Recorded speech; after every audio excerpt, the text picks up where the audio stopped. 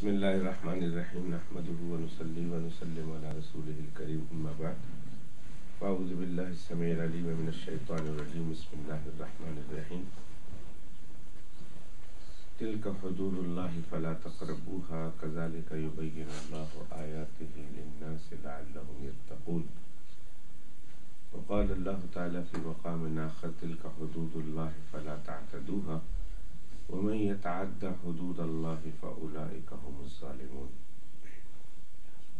صدق الله العظيم اللهم صل على محمد وعلى آل محمد كما صليت على إبراهيم وعلى آل إبراهيم إنك حميد مجيد اللهم بارك على محمد وعلى آل محمد كما باركت على إبراهيم وعلى آل إبراهيم إنك حميد مجيد يا حي يا قيوم لا إله إلا أنت يا ذا الجلال والإكرام برحمتك أستغيث استغفر اللہ ربی من کل ذنب واتوب الیہ استغفر اللہ ربی من کل ذنب واتوب الیہ استغفر اللہ ربی من کل ذنب واتوب الیہ۔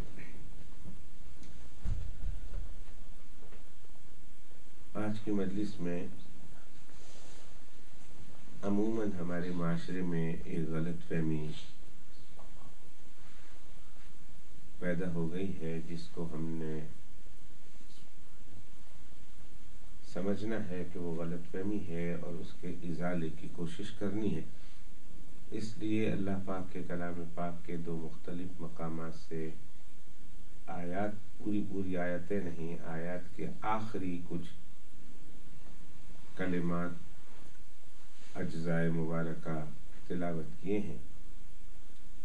اللہ سبحانہ و تعالی ان آیات کی روشنی میں کچھ حق بات، سچ بات، اخلاص کے ساتھ اس کی رضا کے خاطر کہنے کی توفیق عطا فرمائے۔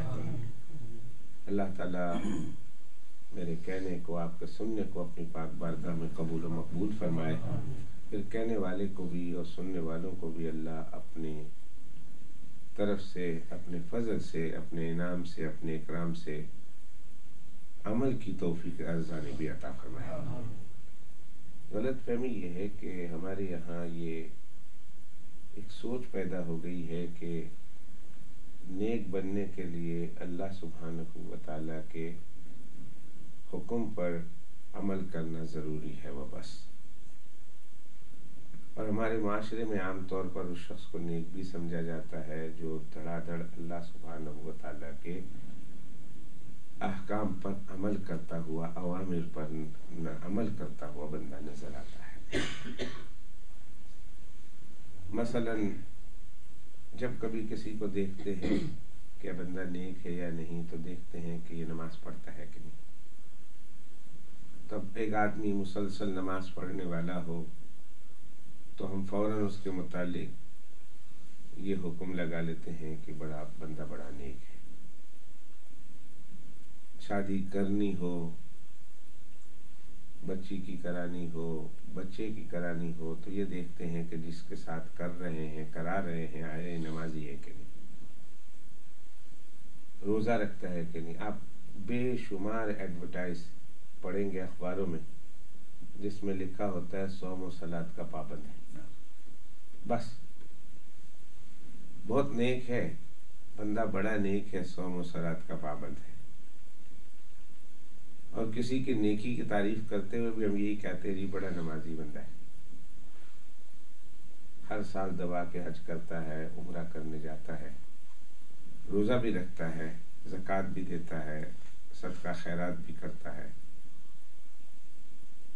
اور جتنے اللہ سبحانہ و تعالیٰ کے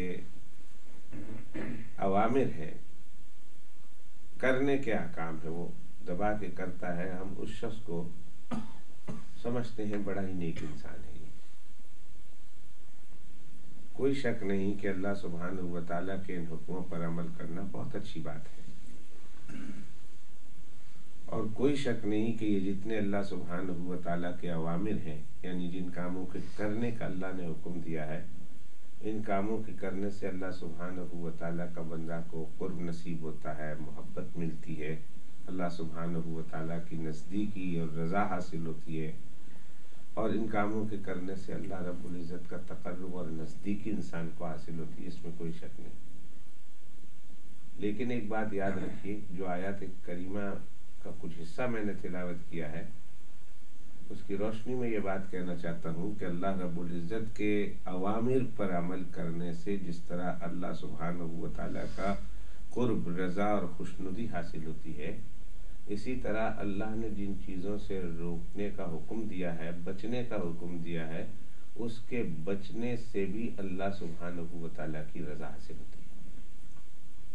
ایک آدمی کرنے کے کام کو کرتا رہے اور بچنے کے کام سے بچے نہ، چاہے وہ تہجد گزار ہو، 20 سال نہیں 40 سال سے تہجد پڑھتا ہو، حرم مکہ میں تہجد پڑھتا ہو، حرم مدینہ میں تہجد پڑھتا ہو، 20 سال سے 40 سال سے 50 سال سے تہجد پڑھتا ہوں، امامت کراتا ہوں مسجد کی، اذان دیتا ہوں، تبلیغ میں جاتا ہوں، تسبیح پڑھتا ہوں، مسجد بناتا ہوں، مدرسہ میں پڑھاتا ہوں، دارالعلوم کا شیخ الحدیث ہو، سارے نیکی کے کام کرتے ہو، جتنے نیکی کے کام کرنے کے ہیں وہ کرتا ہے، لیکن جس سے بچنے کو اللہ نے کہا اس سے بچتا نہیں۔ سود مت کھاؤ، اللہ نے کہا وہ سود کھاتا ہے دبا کے، اللہ نے کہا جھوٹ مت بولو، وہ دبا کے جھوٹ بولتا ہے، اللہ نے کہا غیبت مت کرو، وہ دبا کے غیبت کرتا ہے، بہتان مت لگاؤ، بہتان لگاتا ہے، زنا مت کرو، زنا کرتا ہے، شراب مت پیو، شراب پیتا ہے، جوا مت کھیلو، جوا کھیلتا ہے۔ جو غرضے کے جتنے ممانعت کے کام ہیں وہ دبا کے کرتا ہے، اور نیکی کے کام بھی کرتا ہے۔ یقین کیجئے کہ یہ انسان 50,000 سال بھی اس طرح زندگی گزارے، اسے اللہ کا قرب حاصل نہیں ہو سکتا۔ عبادتوں میں بھی بے مثال، بہت زیادہ عبادت کرتا ہے، اعلیٰ سے اعلیٰ عبادت کرتا ہے کہ عبادت کرنے والے اس پر رشک کرتے ہیں، لیکن گناہ کے کام سے وہ بچتا نہیں۔ یہ انسان کبھی بھی خدا کا قرب حاصل نہیں کر سکتا، کبھی بھی اللہ سبحانہ و تعالیٰ کی رضا، اللہ کی محبت بتمام ہی و بکمال ہی کبھی نہیں حاصل کر سکتا۔ علی ابن المدینی رحمۃ اللہ علیہ بہت بڑے محدث ہیں، حضرت امام بخاری رحمۃ اللہ علیہ کے استاذوں میں ہیں، بلکہ اللہ نے ان کو یہ مقام دیا ہے، ائمہ فن رجال میں ان کا یہ مقام ہے کہ جس راوی کے متعلق یہ کہہ دینا کہ یہ راوی مردود ہے، اس کی حدیث قابل قبول نہیں، تو بڑے بڑے محدثین اس کی حدیث کو رد کر دیتے ہیں۔ علی ابن المدینی نے کہہ دیا یہ راوی قابل قبول نہیں ہے، لہذا اس کی حدیث نہیں ہے۔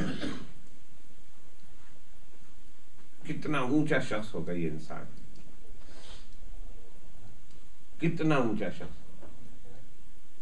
امام بخاری اور کئی محدثین نے تصریح کی، ایک آدمی کے متعلق انہوں نے ایک راوی کے متعلق کہہ دیا کہ یہ راوی صحیح نہیں،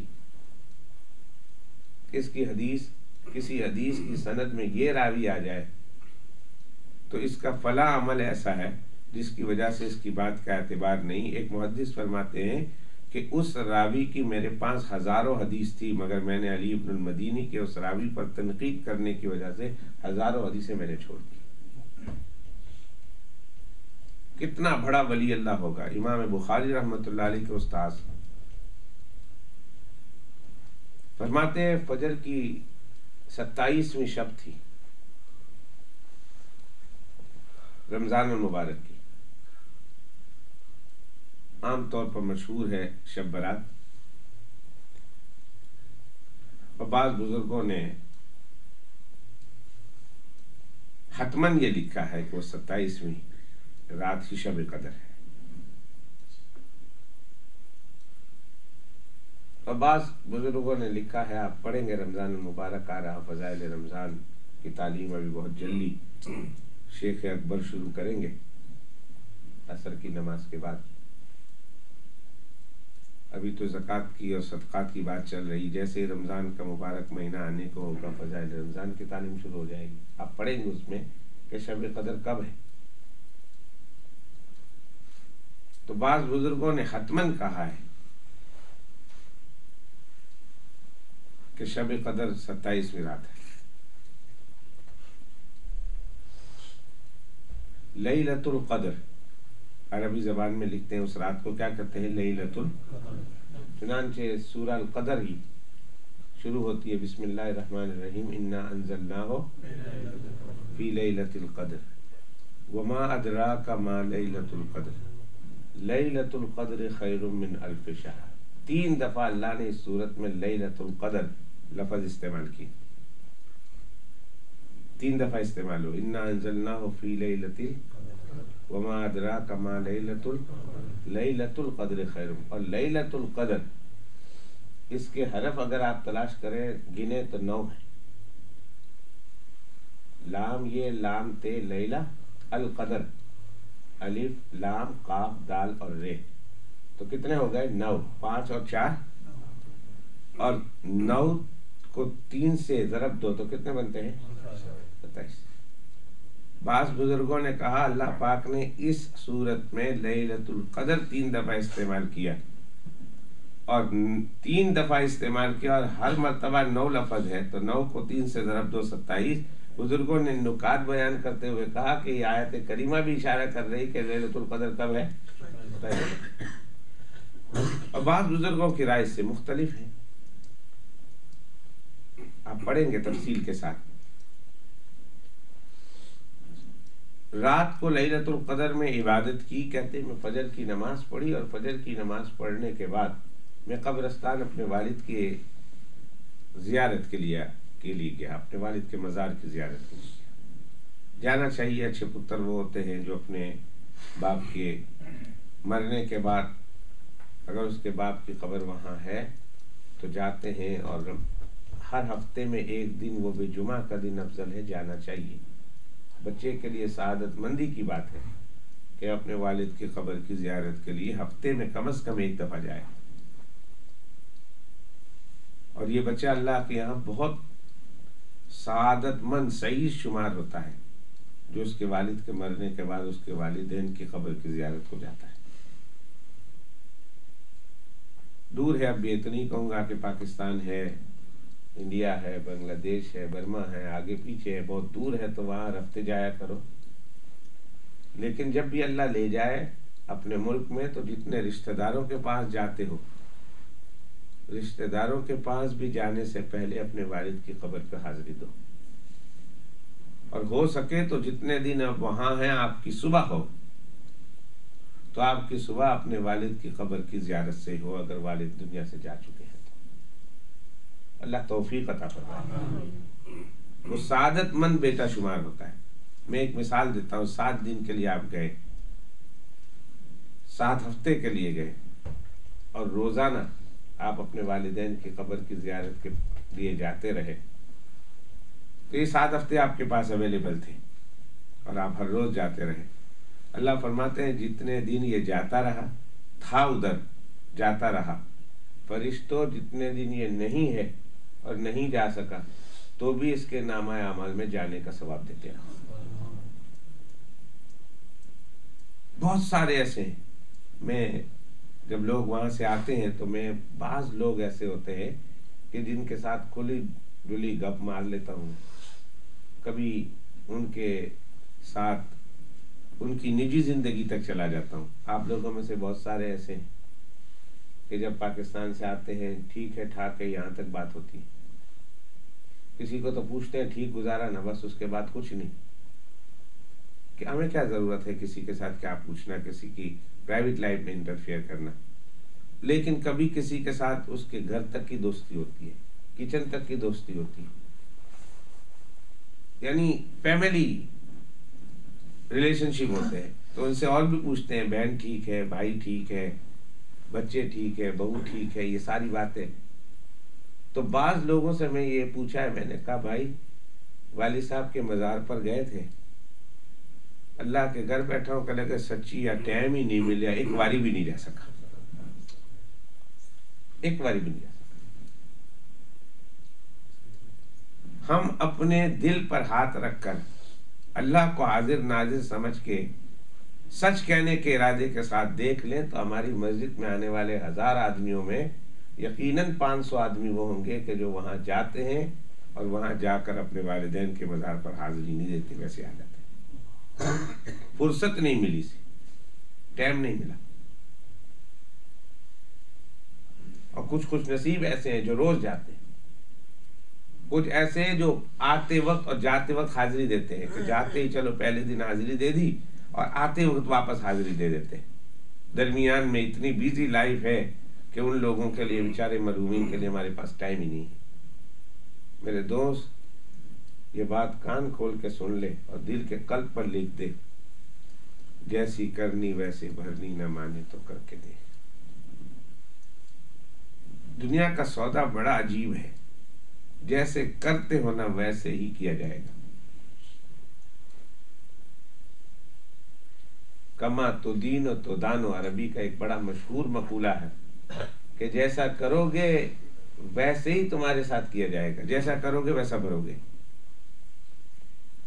آج اگر ہماری زندگی بیزی ہے اور ہم اپنے والدین اور مرحومین کے قبر پر جانے کے لیے نہیں تیار، تو قبر میں پڑے پڑے انتظار ہی کرتے رہنا کہ شاید ہمارا بیٹا بھی کبھی پھیرا پا دے۔ نہ کوئی نہیں آنے کا، انتظار ہی کرتے رہنا کہ کاش میرا بیٹا آ جائے، میں اسے ایک نظر ہی دیکھ لوں۔ اگر چاہتے ہو کہ ہماری قبر پر بھی حاضری دے ہماری اولاد، چاہتے ہیں کہ ہمیں بھی مرنے کے بعد یاد رکھیں، تو پھر کرنا یوں پڑے گا کہ جانے والے کو بھی یاد رکھنا پڑے گا، اور موقع ملے تو ان کے مزار پر حاضری دو۔ خود اسلام اس بات کی ترغیب دیتا ہے، شریعت مطہرہ نے اس بات کی ترغیب دی ہے، اور جناب رسول اللہ صلی اللہ علیہ وسلم نے اس لڑکے کی لیے بڑی فضیلت اور سعادت مندی کی بات بتائی ہے، بشارت دی ہے، جو اس کے والدین کے دنیا سے چلے جانے کے بعد اس کے والدین کے قبروں پر حاضری دیا کرتا ہے۔ حاضری دینا کیوں ہے؟ اس کی وجہ آپ پہلے بھی مجھ سے کئی بار پڑھ چکے ہیں، سن چکے ہیں، اور کئی بار اپنی اس مجلس میں بیان کر چکا ہوں کہ حاضری دیتے وقت ہماری نیت کیا ہونی چاہیے، اور حاضری کے وقت ہمیں کیا کیا کرنا چاہیے اور کیا کیا نہیں کرنا چاہیے۔ کل گزشتہ جو داتا دربار میں جو واقعہ پیش آیا، یقین کیجئے اب تک میں سنبھلا نہیں ہوں، ایمانی طور پر ابھی تک میں سنبھلا نہیں۔ اگر میں اپنی بات کہوں تو ایسا دل پر ایک بوجھ محسوس ہو رہا ابھی تک، اتنا برا۔ بعض لوگ اس کے پیچھے یہ راز بتاتے ہیں، وہاں جی کفر ہوتا ہے، وہاں شرک ہوتا ہے، وہاں سجدے ہوتے ہیں۔ ٹھیک ہے، بالکل یہ باتیں نہیں ہونی چاہیے۔ سجدہ ہوتے ہوئے اپنی آنکھوں سے دیکھا میں نے، جب میں نے حاضری دی تھی۔ بلکہ ابھی آج کل وہ جو جیسے ہی بم بلاسٹ ہوا اور بم بلاسٹ ہونے کے بعد اسی داتا دربار میں جو کیمرہ والے گھوم رہے تھے، جیو نیوز کی اور ARY کے، اس وقت بھی ایک شخص کو اس مزار پر سجدہ کرتے ہوئے دکھایا گیا کہ وہاں سجدہ کر رہا تھا۔ بے شک یہ چیزیں نہیں ہونی چاہیے، اس سے میں اور آپ بالکل متفق نہیں ہیں۔ اسلام اس چیز کی تعلیم نہیں دیتا ہے اور نہ اس طرح کی حرکتوں کی اجازت دیتا ہے، لیکن اس کا ہرگز مطلب یہ نہیں ہے کہ اس طرح کے بم بلاس کر کے ان مزاروں کی اس طرح بے عزتی کی جائے۔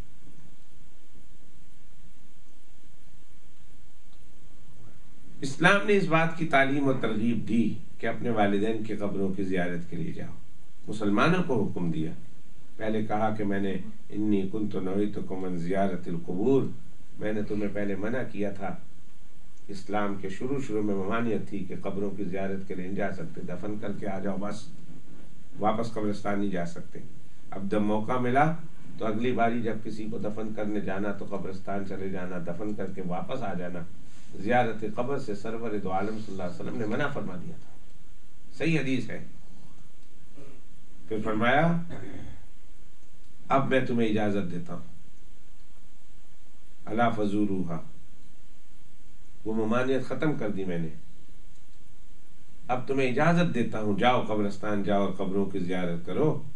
اور فرمایا وجہ بتائی کہ فَإِنَّهَا تُذَكِّرُ الْآخِرَةَ فَإِنَّهَا تُذَكِّرُ الْمَوْتَ، وہ موت کی تمہیں یاد دلاتا ہے، آخرت کی یاد دلاتا ہے، دنیا سے بے رغبتی پیدا کرتا ہے، تمہارے دلوں کے اندر رقت پیدا کرتا ہے، نرمی پیدا کرتا ہے۔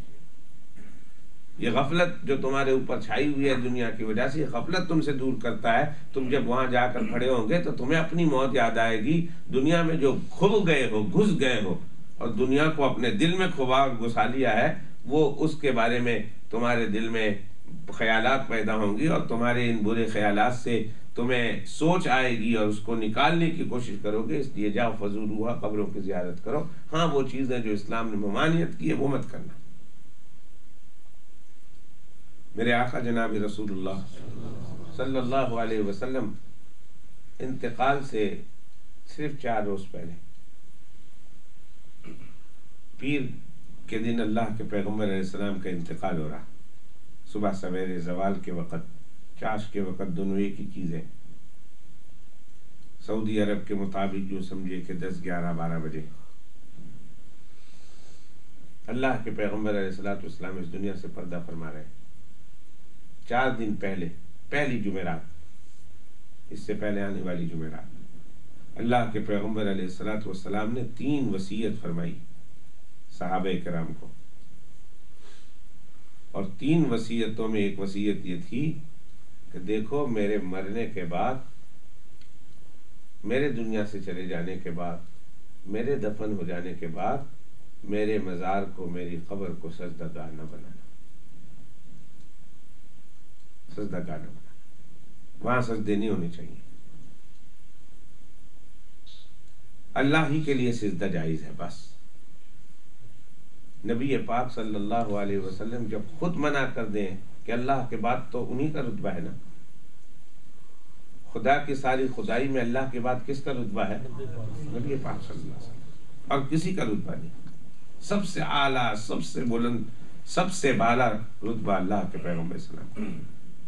اور جب وہ منع کر دیں کہ میری قبر کی بھی تم سجدہ نہیں کر سکتے ہو، تو پھر اللہ کے پیغمبر علیہ السلام کے بعد کس کے قبر کے سجدہ کی اسلام اجازت دے سکتا ہے؟ اور چند ابھی 1 دن باقی ہے، 1 دن سکرات کا وقت شروع ہو گیا، اللہ کے پیغمبر صاحب آخری لمحے شروع ہو گئے۔ عائشہ رضی اللہ تعالیٰ عنہ کی حدیث ہے کہ اللہ کے پیغمبر علیہ السلام کے سامنے چمڑے کا پیالہ تھا یا لکڑی کا پیالہ تھا، ایک پیالہ رکھا ہوا تھا جس میں پانی، اور اللہ کے پیغمبر السلام اپنے دونوں ہاتھ پانی میں ڈبو رہے ہیں، اور پانی میں ڈبو کر اللہ کے پیغمبر السلام اپنے چہرے پر پھیر رہے ہیں، اور یوں کہہ رہے ہیں لا الہ الا اللہ، لا الہ الا اللہ، ان للموت فزع، لا الہ الا اللہ، اس اللہ کے سوا کوئی اللہ نہیں ہے۔ موت تو بڑی گھبرا دینے والی چیز ہے، موت کی تو سختی بڑی سخت ہے، ان للموت لسکرات، موت کے لیے تو بڑی سختی ہے، موت تو بڑی سخت چیز ہے۔ اور اللہ کے پیغمبر صلی اللہ علیہ وسلم پانی میں ہاتھ ڈبو ڈبو کر چہرہ مبارک پر پھیر رہے ہیں اور یہ پڑھ رہے ہیں لا الہ الا اللہ۔ کبھی اللہ کے پیغمبر علیہ السلام چادر سر پہ لے لیتے ہیں، گرمی ہو جاتی ہے تو چادر چہرے سے ہٹا لیتے ہیں۔ اس موقع پر ایک جملہ فرمایا، عائشہ رضی اللہ تعالیٰ نے اس روایت کی راویہ ہیں، فرماتی ہیں کہ نبی پاک صلی اللہ علیہ وسلم نے جب چہرے سے پردہ ہٹایا اور کمبل ہٹائی، چادر ہٹائی، تو ایک جملہ فرمایا لعن اللہ الیہود والنصارى، اللہ کی یہود و نصارہ پر لعنت ہو کہ انہوں نے اپنے نبیوں کی قبروں کو سجدہ گاہ بنا لیا ہے۔ اللہ کے پیغمبر اسلام نے لعنت فرمائی کہ نبیوں کی قبروں کو سجدہ گاہ بنانے والے پر لعنت ہو اللہ کی، اور خود دعا فرمائی کہ اللہ میرے مرنے کے بعد میری مزار کو سجدہ گاہ نہ بنانا۔ اس سفر سے پہلے پچھلے سفر کا واقعہ ہے کہ ایک شخص میرے ساتھ آ کر کھڑا ہو گیا، بولی سے لگتا تھا کراچی کا ہے، اور اندازہ ہو گیا کہ یہ فلاں فرقے سے تعلق رکھتا ہے، گرین پگڑی پہنی ہوئی تھی، خاص پہچان ہے ان کی، میرے پاس آ کر کھڑا ہو گیا، کتاب نکال کر صلاۃ و سلام پڑھی اس نے، اور صلاۃ و سلام پڑھنے کے بعد نہایت ہی درد مندانہ انداز میں اس نے نعت پڑھنی شروع کی، نعت پاک پڑھی، بالکل میرے بازو میں مسجد میں بیٹھا یہ واقعہ سنا رہا ہوں آپ کو، بڑے درد انداز سے، اس کے پڑھنے سے میرا دل رونے لگ گیا، آنکھوں سے آنسو بہنے لگ گئے، اتنے درد کے ساتھ وہ پڑھ رہا، آہستہ آہستہ وہ پڑھ رہا تھا اور میں ساتھ کھڑا ہوں، اور پھر اس نے ادھر ادھر دیکھا، فوراً سجدے میں گر گیا، اور رسول اللہ صلی اللہ علیہ وسلم کے معاجہ شریف میں میرے ساتھ کھڑا، میں دیکھ رہا ہوں، اور فوراً سجدے میں رسول اللہ صلی اللہ علیہ وسلم کو سجدہ کر رہا، اور سجدہ کرنے کے بعد کھڑا ہو گیا، تو پھر پڑھنا شروع کر دیا، میں پڑھ رہا تھا، میں نے دیکھا، میں نے کہا اب میں صلاۃ و سلام پڑھتا رہوں اور اس کو کچھ نہ کہوں تو شاید صاحب قبر مجھ سے ناراض ہو جائے، اللہ کے پیغمبر علیہ الصلوۃ والسلام کی نگاہ کرم، نگاہ توجہ مجھ سے ہٹ جائے کہ تم نے میرے گھر میں کسی کو میرے دین کے خلاف ہوتے ہوئے دیکھا اور کچھ کہا نہیں۔ میں نے کہا بلال یہ ساری رنج مرنجا اور صلح اور صفائی اور اچھائی اور تمہاری سب ایک کونے میں رکھ دو۔ میں نے اس کی طرف منہ کر کے کہا بھائی تم کیا سمجھتے ہو تمہارے اس عمل سے رسول اللہ صلی اللہ علیہ وسلم خوش ہوئے ہوں گے؟ تم نے جو رسول اللہ صلی اللہ علیہ وسلم کو سجدہ کیا تو کیا تمہارے اس عمل سے رسول اللہ صلی اللہ علیہ وسلم خوش ہوئے ہوں گے؟ جب خود منع فرمائے کہ میری قبر کو سجدہ گاہ نہ بنانا، اور یوں فرمائے کہ پچھلی قوموں پر بھی خدا کی لعنت ہو جنہوں نے اپنے نبیوں کی قبروں کو سجدہ گاہ بنا دیا، اور یہ انہوں نے فرمایا ہے، ان کا ارشاد ہے کہ میرے آقا علیہ الصلوۃ والسلام کے منہ مبارک سے نکلے ہوئے موتی ہیں، اور تم انہی کے مزار پر آ کر ان کی موجودگی میں ان کو سجدہ کر رہے ہو، ان کے قبر کو سجدہ کر رہے ہو، تو کیا یہ خوش ہوئے ہوں گے؟ یقیناً نہیں، ناراض ہوں گے تم سے۔ توبہ کرو، معافی مانگو اللہ سے بھی، اور عرض کرو کہ غلطی ہو گئی، آئندہ سجدہ نہیں کروں گا۔ ایک اونٹ نے اللہ کے پیغمبر علیہ الصلوۃ والسلام کے سامنے سر رکھ دیا، زمین پر سجدہ ریز ہو گیا، صحابہ کرام نے دیکھا، کہا یا رسول اللہ بے زبان لاشعور جانور ہے، یہ جب آپ کو سجدہ کرتا ہے ہم تو آپ کو شعوری طور پر مانتے ہیں اور جانتے ہیں، ہمارے پاس تو عقل ہے، یا رسول اللہ اجازت دیجیے ہم بھی آپ کو سجدہ کریں۔ اللہ کے پیغمبر صلی اللہ علیہ وسلم نے فرمایا نہیں، اگر اللہ کے بعد کسی کے لیے سجدہ روا ہوتا تو میں عورتوں کو حکم دیتا کہ وہ اپنے مردوں کو سجدہ کرے، اللہ کے علاوہ کسی اور کے لیے سجدہ روا نہیں ہے۔ میں محمد الرسول اللہ تمہیں اس بات کی اجازت نہیں دے سکتا کہ تم مجھے بھی سجدہ کرو۔ جب زندگی میں اللہ کے پیغمبر علیہ السلام نے صحابہ کرام کو زندگی میں سجدہ کی اجازت نہیں دی تو کیا خیال ہے کہ جناب رسول اللہ صلی اللہ علیہ وسلم مرنے کے بعد، دنیا سے تشریف لے جانے کے بعد، وصال کے بعد، دنیا سے پردہ فرمانے کے بعد، اللہ کے پیغمبر علیہ السلام وفات کے بعد کیا اس بات کی اجازت دیں گے میری قبر کو سجدہ گاہ بنانا؟ پہلے تو لعنت کر رہے ہیں یہود و نصارہ پر، اور دعا کر رہے ہیں، آخری وقت میں 3 وصیت ارشاد فرمائی، 3 وصیتوں میں یہ تھی کہ دیکھو میری قبر کو بت پرستی کا اڈا نہ بنانا، شرک کی جگہ نہ بنانا، میری قبر پر سجدہ نہ کرنا۔ اور یہ روایت بھی بخاری شریف میں آتی ہے کہ اما عائشہ رضی اللہ تعالیٰ عنہ فرماتی ہیں ان کے گھر میں اللہ کے پیغمبر علیہ السلام کا مزار مبارک ہے نا، وہ جہاں روضہ اطہر ہے، حضرت عائشہ رضی اللہ تعالیٰ عنہ کا اپنا حجرہ ہے، ان کا اپنا گھر ہے، اور ان کے گھر میں اللہ کے پیغمبر علیہ الصلوۃ والسلام دفن ہے۔ تو حضرت عائشہ رضی اللہ تعالیٰ عنہ فرماتی ہیں کہ مجھے یہ خطرہ ہے کہ اگر میں مزار مبارک کھول دوں تو لوگ آ کر کہیں سجدہ گاہ نہ کر لیں، سجدہ نہ کریں، سجدہ گاہ نہ بنا لیں، اس ڈر کی وجہ سے میں اپنے گھر کو بند رکھتا ہوں، رسول اللہ صلی اللہ علیہ وسلم کے روضہ اطہر کو میں کھولتی نہیں ہوں، ورنہ مجھے ڈر ہے کھلے رکھتی میں لوگوں کے لیے کہ لوگ جب چاہیں آ کے زیارت کریں، لیکن مجھے یہ ڈر ہے کہ کہیں ایسا نہ ہو کہ اگر میں نے کھول دیا تو کوئی کمزور ایمان والی یہاں کا درگاہ نہ بنانے سے سیدھا نہ کرے۔ تو یہ اور بات ہے کہ یہ چیزیں قبروں پر یا مزاروں پر روا نہیں، لیکن اسلام اس بات کی بھی اجازت نہیں دیتا کہ قبروں کی اور مزاروں کی اس طرح کی بھی حرمتی کی جائے جو داتا صاحب میں ہوئی، جو کل بم بلاسٹ ہوا ہے۔ جتنے الفاظ مذمت کے بیان کی جائیں سب کم ہیں، اور یہ واقعہ اس سے بہت برا ہوا ہے۔ بس اللہ ہمارے حال پر رحم فرمائے۔ بڑی بڑی قومیں آئیں وہاں پاکستان کی سرزمین پر، لاہور پر بڑی بڑی قوموں نے اور ظالم قوموں نے، اسلام دشمن قوموں نے اس لاہور پر حکمرانی کی ہے۔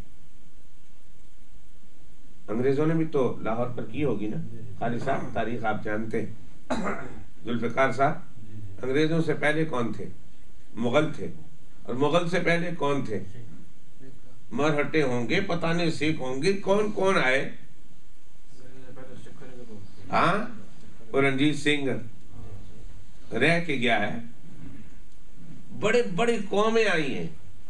تاریخ اگر پڑھیں کہ لاہور پر کن کنوں نے حکومتیں کی ہے، لیکن کسی نے حضرت داتا صاحب رحمت اللہ علیہ کے مزار پر یہ بے عزتی نہیں کی کہ جو ایک مسلمانی حکمرانی کے دور میں، مسلمانوں کے دور میں حضرت داتا صاحب رحمت اللہ علیہ کے مزار پر یہ واقعہ ہوا، مسلمانوں کے دور میں ہوا۔ اللہ تعالیٰ ہمارے حال پر رحم فرمائے۔ اللہ پاک انتقام نہ لے، اللہ بدلہ نہ لے۔ دیکھیں، اللہ سبحانہ و تعالیٰ کو کوئی کہے نہ برا بھلا، اللہ سبحانہ و تعالیٰ فرماتے ہیں میں حلیم ہوں، برداشت کر لیتا ہوں، لیکن آگے چل کر ایک موقع پر فرمایا من عادی لی ولی فقد آذنتہ بالحرب، جو میرے ولی کو ستاتا ہے، جو اس کے ساتھ جنگ کرتا ہے، میں اس کے ساتھ اعلان جنگ کرتا ہوں۔ اللہ کا اس کے ساتھ اعلان جنگ ہوتا ہے۔ رحمان بابا کے مزار پر بھی پچھلے دنوں یہی ہوا تھا، آپ کو یاد ہے نا رول امین صاحب، تڑپتے ہوئے آپ آئے تھے کہ رحمان بابا کے مزار پر یہ ہو گیا۔ تو خیر میں کہہ رہا تھا کہ مزار کا قبروں پر، والدین کی قبروں پر جانا چاہیے۔ سعادت مند بیٹے وہ ہوتے ہیں جو جاتے ہیں والدین کے قبروں پر، اور شریعت مطہرہ نے حکم دیا ہے جانے کو، جاؤ، اور بہت اچھے وہ بچے شمار کیے جاتے ہیں۔ تو اب یہ گئے صبح سویرے شب قدر میں، علی ابن المدینی رحمۃ اللہ علیہ کا واقعہ سنا رہا تھا، اس کو ختم کروں گا، ٹائم بھی پورا ہو جائے گا۔ 27ویں رمضان شب قدر گزار کر فجر کی نماز پڑھ کے اپنے والد صاحب کے مزار پر زیارت کے لیے گئے۔ کہتے ہیں میں نے مزار پر کھڑے ہو کر پڑھنا شروع کر دیا، فاتحہ خوانی جسے آپ کہتے ہیں، یاسین شریف پڑھیں، قل ہو اللہ شریف پڑھیں، دعائیں مانگیں اللہ سے، ان کے لیے، اپنے لیے، پورے قبرستان والوں کے لیے۔ کہتے ہیں کہ مجھے قبر سے رونے کی، پیٹنے کی، چیخنے کی آواز آئی۔ ذہن میں رکھنا رمضان المبارک ہے، رمضان المبارک 27واں روزہ ہے اور فجر کا وقت ہے۔ چیخنے کی آواز، اور کہتے ہیں میں نے پہلے صرف نظر کی، نظر انداز کر دی، میں پڑھتا رہا، میں نے کہا آگے پیچھے کوئی رو رہا ہوگا، لیکن چیخنے کی آواز نے مسلسل میری توجہ کو اپنی طرف کھینچ لیا۔ پڑھنے میں ڈسٹربنس ہو رہا تھا، پڑھ نہیں سکتا تھا، توجہ نہیں، دھیان نہیں، خیال نہیں پڑھنے میں۔ اب اس آواز کی طرف میرا سارا کنسرن اور ساری توجہ مبذول ہو گئی۔ میں نے کہا چلوں دیکھوں تو صحیح کہاں سے آواز آ رہی، کیا ہو رہا۔ کہا میں وہ رونے کی آواز کی طرف، چیخنے کی آواز کی طرف چل پڑا۔ قبرستان میں اپنے والد کے مزار پر سے فاتحہ خوانی مختصر کر کے میں آواز کے پیچھے چل پڑا۔ کہتے ہیں جو بڑھتا گیا آواز صاف ہوتی گئی، یہاں تک کہ جس قبر کے اندر سے آواز آ رہی تھی میں اس قبر کے اوپر کھڑا ہو گیا، مجھے پتا چل گیا کہ اس قبر سے آواز آ رہی، لیکن یہ قبر، یہ آواز میرے لیے حیرانگی میں اور میرے لیے سوچ میں اور میرے لیے خوف میں مزید اضافہ کر رہی، اس لیے کہ جس کی قبر پہ میں کھڑا ہوں کوئی معمولی آدمی نہیں تھا، وہ اپنے ہی زمانے کا، میرے زمانے کا بہت بڑا عابد، بہت بڑا نیک، صوم و صلات کا پابند انسان۔ اب ذہن میں رکھنا، رات کون سی گزری ہے، مہینہ کون سا ہے، رمضان، وقت صبح سویرے کا ہے۔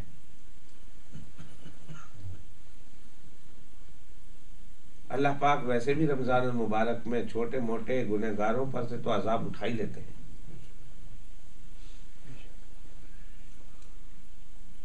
اور آخری عشرہ ہے، عتق من النار،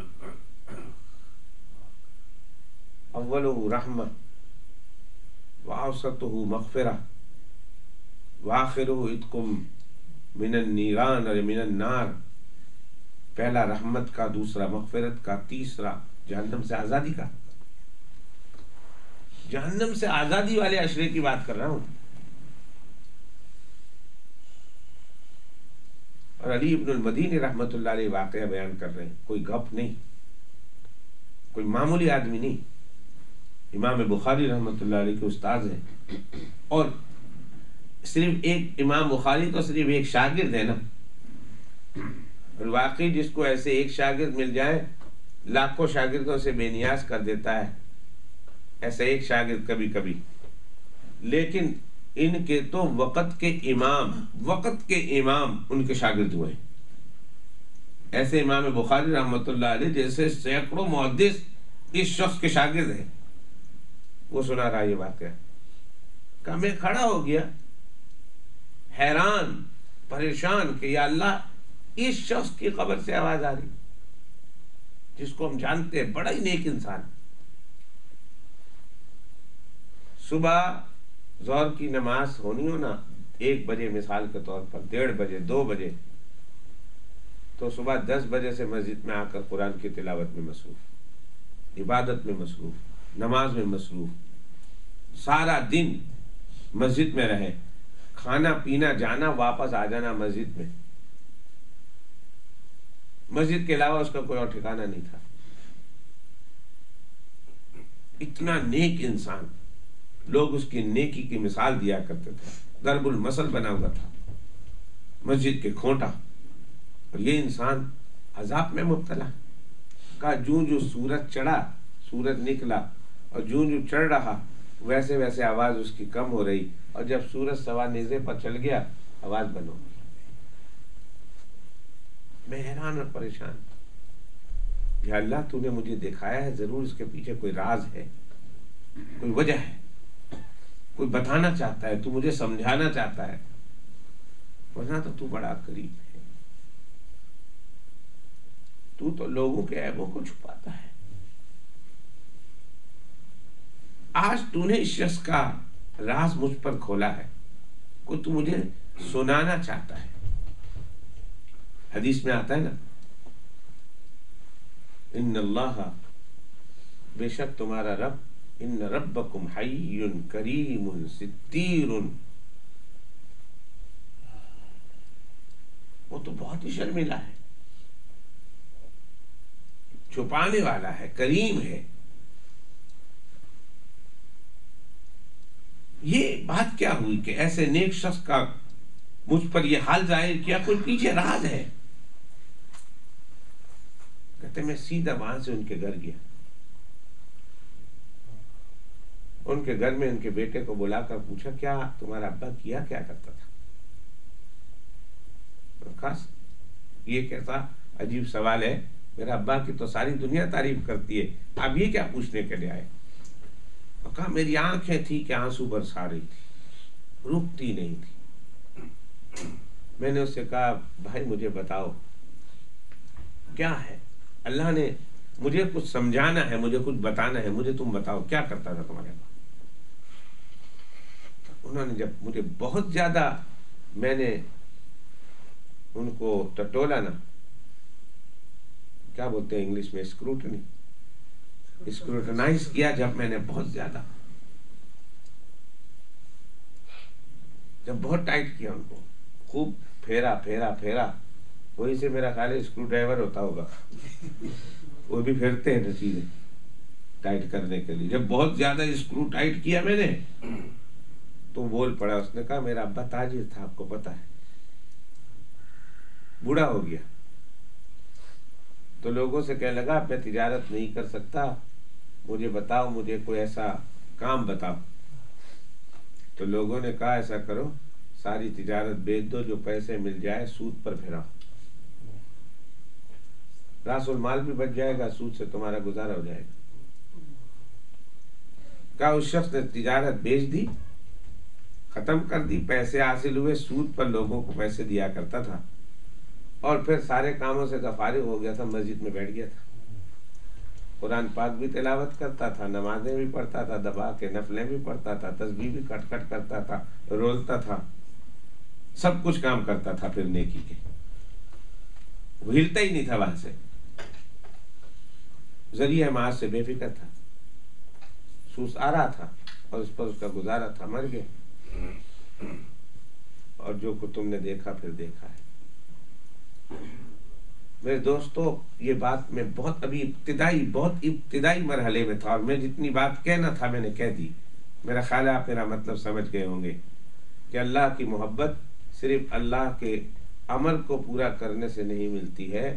ایک انسان حرم پاک میں بیٹھ کر 50,000 سال بھی اللہ کے حکم کو پورا کرتا رہے، اللہ کے امر کو پورا کرتا رہے، اللہ کا قرب اس وقت تک حاصل نہیں ہو سکتا جب تک کہ اللہ کے منہیات سے اور اللہ کے نواہی سے اور اللہ نے جن چیزوں سے منع کیا ہے اس سے بھی نہ بچے. صرف نماز، صرف روزہ، صرف زکوٰۃ اور صرف حج اور صرف نیکی کے کام انسان کو جنت میں لے جانے کے لیے کافی نہیں ہے، جب تک کہ اللہ نے جن جن چیزوں سے منع کیا ہے بندہ ان سے رکے نہ. ان چیزوں سے بھی اللہ سبحانہ و تعالیٰ کا قرب ملتا ہے، اور نواہی سے بچنے سے بھی اللہ کا قرب ملتا ہے. یہ آیت میں نے پڑھی ہے، فرمایا تلک حدود اللہ، اللہ نے کہا یہ کام نہیں کرنا. تلک حدود اللہ، یہ اللہ کی حد ہے، اس کو پار نہ کرنا. فلا تقربوہا، آگے اللہ نے ایک جملہ فرمایا جو نیکی کے کام کے بعد اللہ فرماتے نا کہ نیکی کے کام کرو گے تو یہ کروں گا. کتب علیکم الصیام کما کتب علی الذین من قبلکم لعلکم تتقون، تمہیں تقوی ملے گا، حج کرو گے تقوی ملے گا، یہ کرو گے تقوی ملے گا. آگے اللہ نے فرمایا یہ مت کرنا، اس کے قریب مت کرنا. کیوں؟ اس لیے کہ کذالک یبین اللہ آیاتہ للناس، اللہ کہتے ہیں میرے منہیات کے قریب مت پھٹکنا، اور میں باتیں کھول کھول کر بتاتا ہوں. اللہ کیا ہوگا اگر ہم نہیں پھٹکے تو؟ فرمایا لعلہم تتقون یتقون، تم نیکی کا کام کرنے سے میرا قرب حاصل کرو گے، بدی سے بچو گے تو بھی میرا قرب حاصل ہو جائے گا. لعلہم یتقون یہاں بھی آیا. اللہ سبحانہ و تعالی شریعت مطہرہ کے جتنے کام کرنے کے ہیں اللہ تعالیٰ ہم کو کرنے کی توفیق عطا فرمائے سب کو، اور جتنے بچنے کے ہیں ہمارے یہاں ایک معاشرے میں بچتا نہیں نا تو اس کی کوئی پرواہ نہیں. کرنے والی چیز بڑا نمازی ہے، صوم و صلاۃ کا پابند ہے، تو کیا وہ تو وقت کا صوفی بن گیا؟ صوم و صلاۃ کا پابند تو وقت میں جتنے گناہ کے کام ہے کرتے رہو. یاد رکھیے کہ جس طرح نیکی کے کام کرنا یہ اللہ سبحانہ و تعالیٰ کے حکم کی اطاعت ہے، اسی طرح اللہ کے منع کردہ کاموں سے بچنا بھی اتنا ہی ضروری ہے جتنا نیکی کے کام کو کرنا ہے. اللہ تعالیٰ مجھے آپ کو دل جان کے ساتھ شریعت مطہرہ کے ایک ایک روح پر، ایک ایک احکام پر، ایک ایک اوامر پر، ایک ایک نواہی پر اللہ تعالیٰ کرنے اور بچنے کی توفیق عطا فرمائے. آخر دعوانا الحمدللہ.